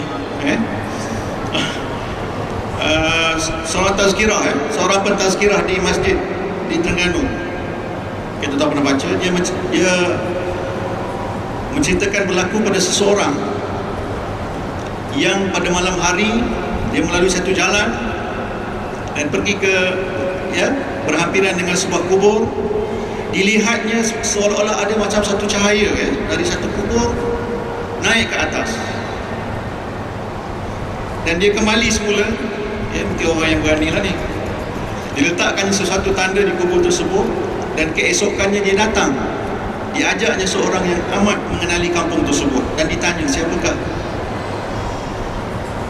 Allah yarham ini, Allah yang merahmati kepada tuan punya kubur ini. Maka disebutlah si Fulan bin si Fulan, rumahnya kat sana, dan isterinya pun ada lagi. Maka ditanya, dia pergi ke rumah tersebut, dan ditanyalah kepada isteri, apa rahsia? Saya lihat kubur suami makcik ada cahaya dan sebagainya. Dia tak nampak apa-apa kelebihan pada suami dia, biasa semayang, bukanlah orang yang ni, bukan ustaz, bukan warang sangat, bukan jenis ni, sedekahnya tak biasa je, saya zakat aja kan mesti. Tapi atas desakan nak tahu juga apakah rahsia. Mungkin akhir isterinya teringat, mungkin dia kata, mungkin saya lihat suami saya ini setiap kali pada malam sebelum tidur dia akan mengambil wudu, dan dia masuk ke satu bilik khas atau mungkin sudut khas, dan dia mengambil Al-Qurannya. Suami saya tak pandai sangat baca Quran, tetapi di bilik-biliknya Quran, dibacanya sedikit-sedikit, dilihat terjemahannya, dan dia berdoa kepada Allah, ya Allah, ataupun dia merayu, walaupun aku tak dapat baca dengan sempurna,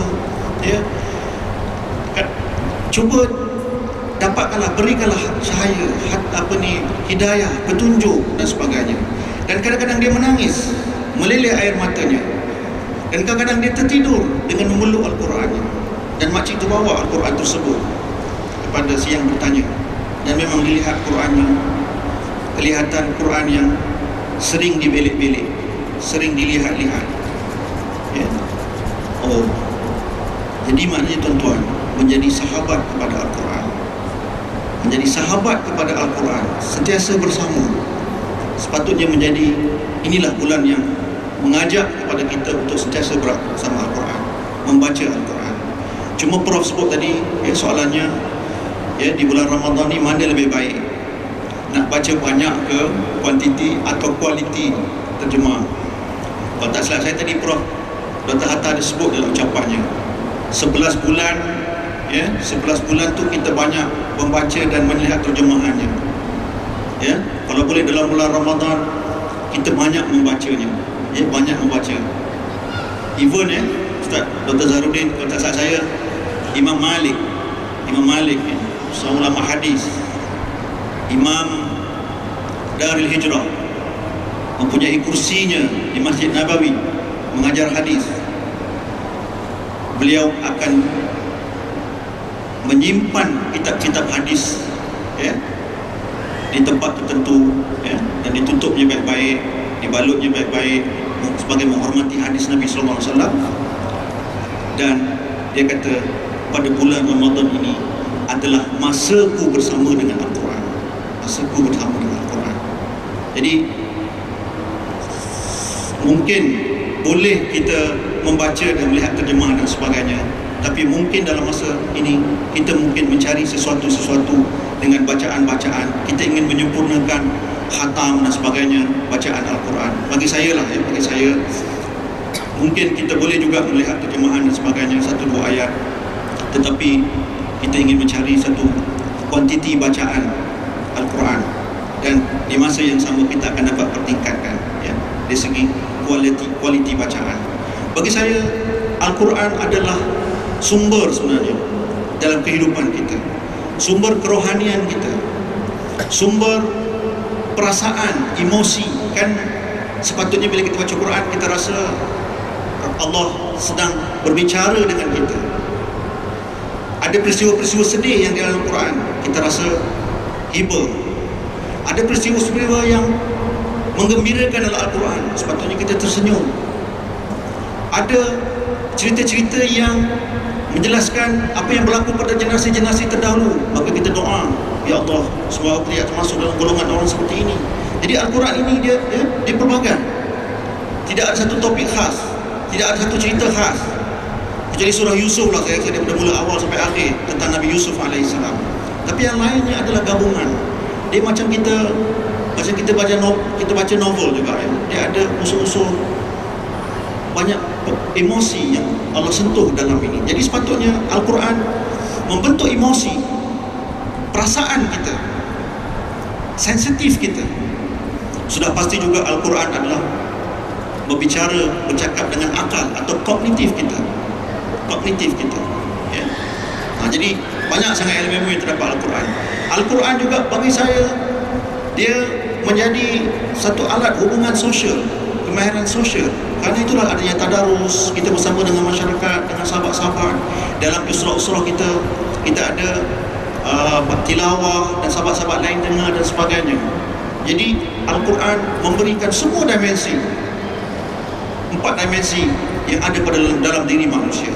Jadi secara ringkasnya, marilah ikhwan dan akhwat, tuan-tuan dan puan-puan, saya menyuruh mengajak diri saya sendiri dan seterusnya kita bersama untuk jadikan Quran ini sebagai panduan hidup kita. Dan Ramadan setiap kali itu sentiasa mengecas bateri untuk mengingatkan kita tentang Al-Quran. Banyakkan membaca, banyakkan memahami. Dan tuan-tuan pun biasa dengar banyak buku. Dr. Yusuf Al-Qaradawi ada tulis, Triple IT juga ada buku, ya, Kaifa Nata'amal Ma'al Quran. Bagaimana kita nak berinteraksi dengan Al-Quran. Bagi saya ini satu buku yang wajib bagi pendukung gerakan Islam untuk kita baca, bagaimana kita berinteraksi dengan Al-Quran. Semoga dengan itu akan dapat meningkatkan lagi kefahaman kita dan penghayatan kita kepada Al-Quran. Wallahu a'lam. Allah khair. Jadi insya-Allah kita akan berniat untuk menambahkan amalan kita untuk baca Al-Quran, dekatkan diri kita dengan Al-Quran. Terutama sekali apabila Ramadan sedang masuk pada fasa yang kedua ataupun separuh yang kedua ini, dan dalam masa beberapa hari lagi kita akan masuk pada 10 yang terakhir bulan Ramadan, Ustaz. Dan kita tahu, kita belajar bahawa Nabi SAW dalam 10 yang terakhir ini dia begitu kuat dalam ibadatnya, beriktikaf di masjid, tidak bersama dengan isteri. Dan inilah menjadi sunnah Nabi SAW yang kita patut turuti.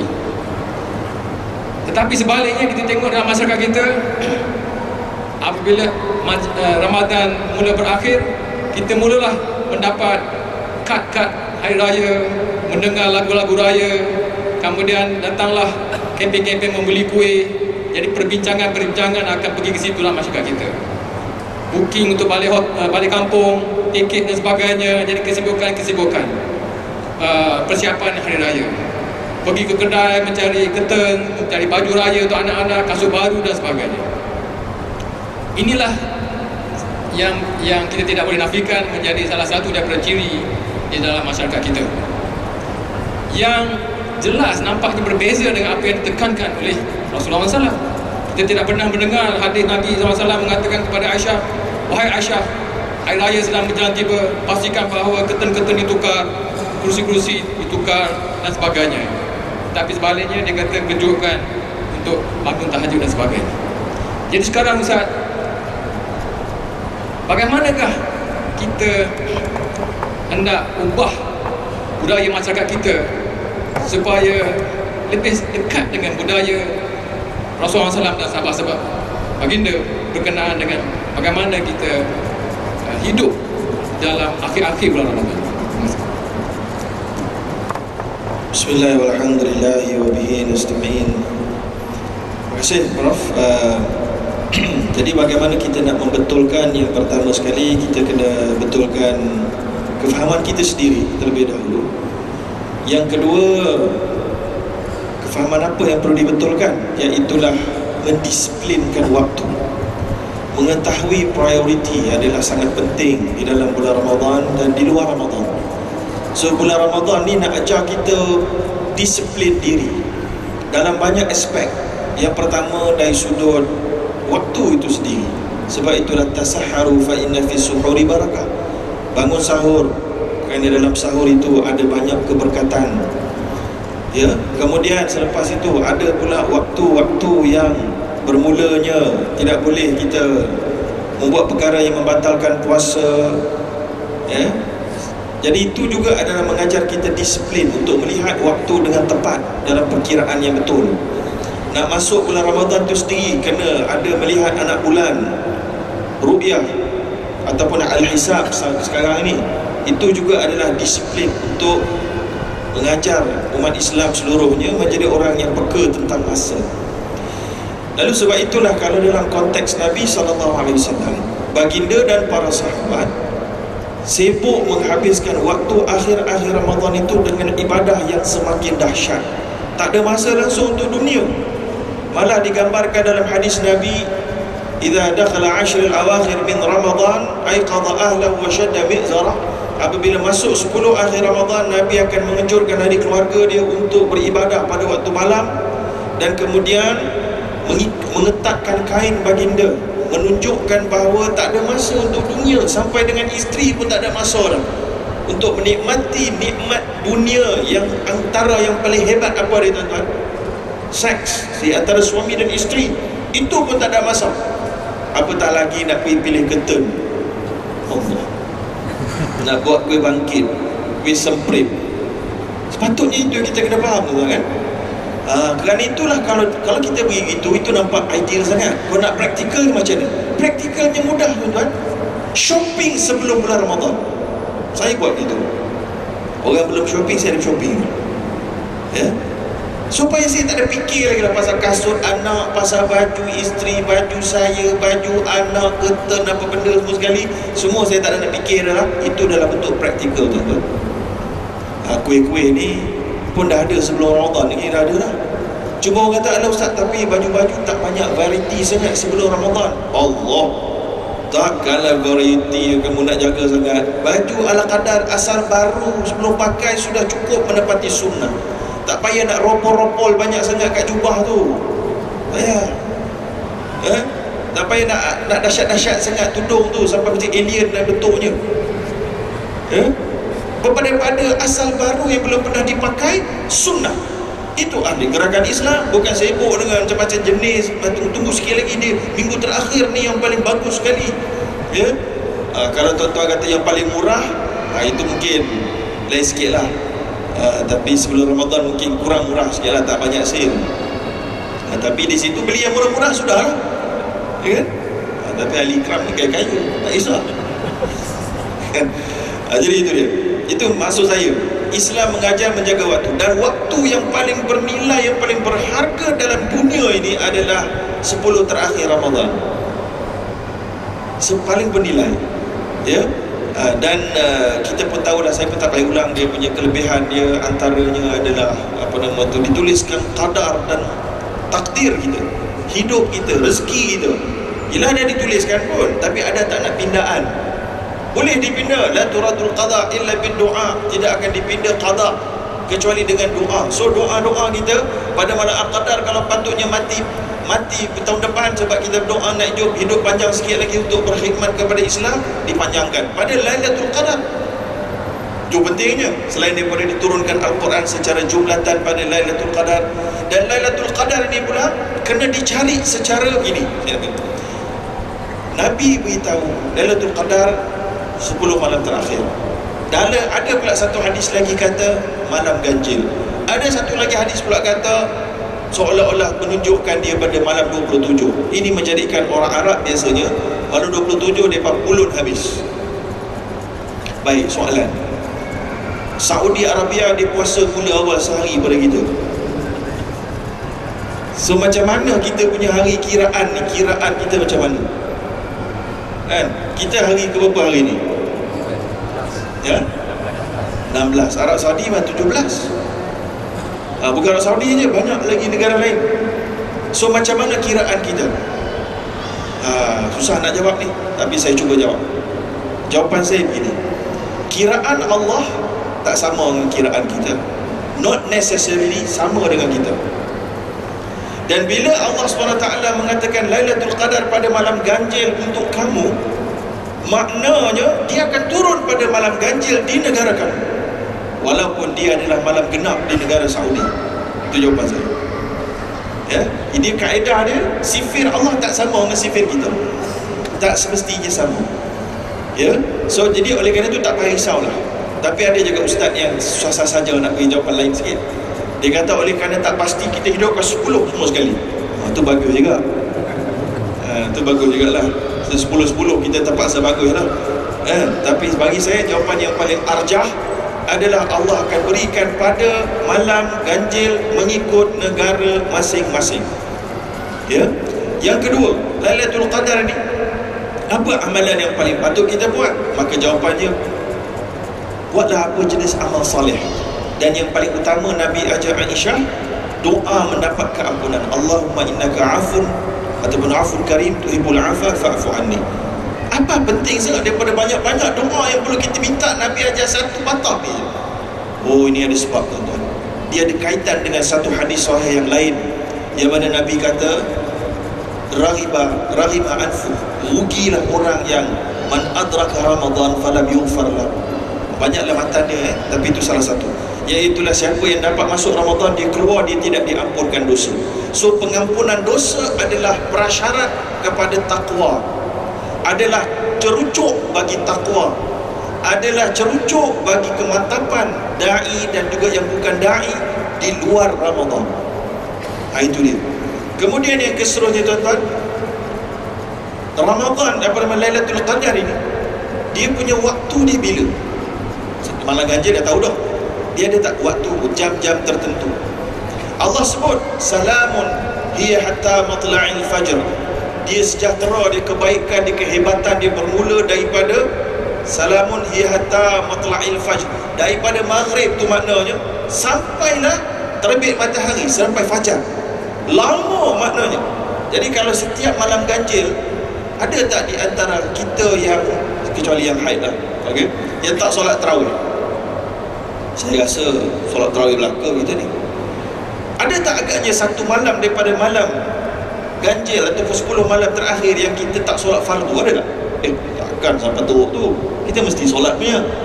Ada tak yang pada malam itu yang kita tak berdoa? Takkanlah teruk sangat kita. At least doa juga pendek-pendek pun. Itu bermakna semua kita dapat Lailatul Qadar. Ke macam mana? Alah, malam tu bermula daripada maghrib. So kamu solat maghrib, kamu doa. Isyak kamu doa, tarawih kamu doa, walaupun ngantuk-ngantuk tengah fikir pasal bola, tengah fikir pasal Lee Chong Wei dan seumpamanya, ya? Tapi kamu masih ingat lagi pasal Allah. So kita semua dapat ke? Betul ke ni? Kata special, ni semua dapat ni, macam mana? Jawapan dia, tuan-tuan, tak semua dapat juga. Ya, semua dapat, tapi tak semua dapat sebagaimana yang sepatut. Macam mana nak dapat sebagaimana yang sepatutnya? Ada orang dia solat dekat beranda rumah sebab dia tengok pokok sujud dah sujud. Sambil solat tu jeling, sujud tak sujud lagi, tak sujud lagi, ni aku tu sujud. Ada orang dia solat, dia ada ceri air letak tepi ni. Dia nak tengok beku tak beku. Allahuakbar. Nak beku masuk dalam tiai sini. Beku. Jadi tuan-tuan, jawapan yang saya boleh bagi, wallahu a'lam betul tak betul lah. Kalau melihat kepada hadis Nabi, iaitulah yang pertama, Nabi buat benda yang luar biasa ibadah dia. So untuk define seseorang itu dapat Lailatul Qadar, ibadah dia pada malam itu luar biasa. Kalau biasa-biasa tak dapat, kira-kira tak dapat. Luar biasa sama ada you beriktikaf di masjid sepenuh hari, ya, kemudian habis khatam baca Quran satu hari itu 30 juz. Dan bukan ibadah yang extraordinary itu, bukan itu saja. Dia ada nombor 2. Nombor 2, dia bukan kamu duduk berkhaluah dalam masjid saja. No. Sebagaimana Nabi SAW diriwayatkan dalam hadis Sahih Bukhari, ya, kana Rasulullah SAW ajwadun nasi bil khair. Nabi paling pemurah dengan kebaikan. Wa ajwadu ma yakunu fi syahri Ramadan. Dan sebaik-baik Nabi menjadi pemurah adalah yang paling pemurah sekali pada bulan Ramadan. Hina yalqahu Jibril, seperti sewaktu Jibril berjumpa dengan Nabi dan mengajarnya Quran. Iaitulah ajwadu min rihal mursalah, lebih bermurah daripada awan-awan pula, angin yang bertiup. Kata para ulama syurahul hadis, maksud pemurah itu maksudnya apa tuan-tuan? Ada kontak dengan manusia lain. Maknanya bukan kamu bersendiri sahaja, tapi ada kontak dengan manusia lain juga. Iaitulah memberi sedekah. Ya. Ya tuan-tuan, sedekah boleh jadi dalam bab duitnya. Dia pelajar-pelajar kata, ustaz saya ni duit tak mau cukup ustaz, ya. Tak semestinya dalam bentuk duit, dalam bentuk ilmu boleh bagi juga, ya, dalam bentuk moral dan seumpamanya. So sentiasa ada kontak dengan manusia lain juga. Jadi kita nak buat dua-dua sekali. Sekarang ni buat extraordinary dan ada beri sedekah. Sedekah hari ni mudah, kita boleh bagi ikut Maybank to you je. Terkontak dengan manusia ni, Maybank to you, cheap kan, bagi terus, ya. Sedekah pada orang yang susah dan fakir, nak bagi pada bangunan ikram boleh juga, kan. Jadi tuan-tuan, jadi itulah antara yang perlu kita lakukan untuk pada bulan akhir Ramadan. Dan ada pun langsir semua sekali itu, tak adalah dalam sunnah mengatakan itu perlu dibuat. Yang sunnah, baju yang belum pernah dipakai ada, langsir tak ada. Tapi yang sunnah bab rumah ni, fanasifu afniyatakum wala tushabbihu bil yahud, itu ada. Tapi itu bukan khas untuk Ramadan je. Iaitulah bersihkan laman rumah kamu, jangan menyerupa orang Yahudi, kotor.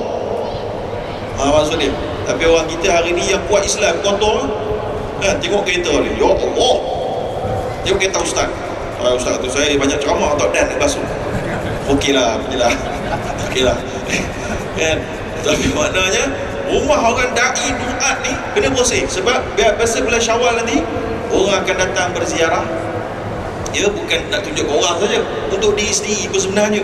Tak ada orang datang ni, kita ada orang datang je mula kabut, isteri pun marah. Apa ni, banyak kawan tak beritahu orang ni, penat nak kacau ni, kan? Dia takut dia punya imej jatuh sebenarnya, sebab tak kemar rumah. Jadi apa pandangan tuan-tuan? Orang datang pun nak kemar rumah, hipokrit ke tak hipokrit? Tuan-tuan jawab sendiri. Kan? Tapi kalau orang datang tak kemar rumah, tak hipokrit, tapi saya macam diri saya sendiri. Tapi rumah, ya Allah, tikus pun segan nak masuk. Tak boleh juga kan? So, pandai-pandai tuan fikir lah. Tapi bagi saya itulah dia jawapan saya tentang 10 akhir Ramadan. Tidaklah kita katakan salah, benda tu neutral, adat. Tapi adat, al-adatu muhakamah, yes, dalam kaedah fiqh. Adat itu boleh jadi sumber hukum bagi penentu hukum. Tapi kalau dia menyebabkan benda yang aula itu terganggu, solat terganggu, ini beratlah tuan-tuan. Ini jadi adat fasidah, adat yang rosak. Ya, nak buat kuih boleh buat kuih, tapi kalau nak buat kuih juga pastikan buat kuih itu jadi juga ibadah khusus. Iaitulah buat, contohnya buat tu kena ada plan. Buat dengan anak-anak supaya hubungan adik-beradik menjadi rapat, ada keluarga menjadi rapat, panggil jiran sekali buat. Tapi jangan umpat pula masa buat kuih. Jadi sambil-sambil buat kuih tu sambil berdakwah lagi tu. Itu bagus. Itu adat yang telah diperbetulkan. Kalau nak buat itu pun mantap juga. Ya, walaupun tak dan nak baca Quran sangat, buat kuih pun boleh jadi ibadat khusus juga, berdakwah. Jadi saya rasa sekarang itu sajalah yang dapat untuk saya kongsikan. Allah Allah. Allah khair Ustaz. Jadi kita sudah pun kehabisan masa, walaupun saya ada lagi banyak soalan untuk ditanya kepada bukan kita yang jangan-jangan kita boleh dapat peluang untuk bersama mereka, dan saya yakin di kalangan audiens juga pun juga mahu bertanya, tetapi kita tidak ada masa. Jadi kita terpaksa mengakhiri program kita pada masa ini.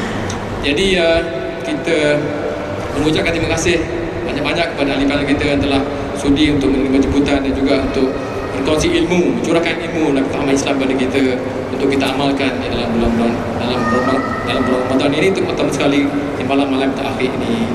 Jadi kita juga berdoa kepada Allah Ta'ala semoga dia memberikan kepada kita kekuatan untuk dapat beramal dengan apa yang telah pun kita pelajari, dan semoga dengan itu kita akan menjadi lebih bertakwa dalam akibat daripada tarbiyah Ramadan ini, sesuai dengan Allah Ta'ala dalam Quran, la'allakum tattaqun, agar kamu menjadi lebih bertakwa. Setakat itu sahaja, dan kita akhiri majlis kita dengan membaca doa kepada Allah. Semoga Allah memberi syurga. Yang serahkan majlis kepada pengurusi majlis.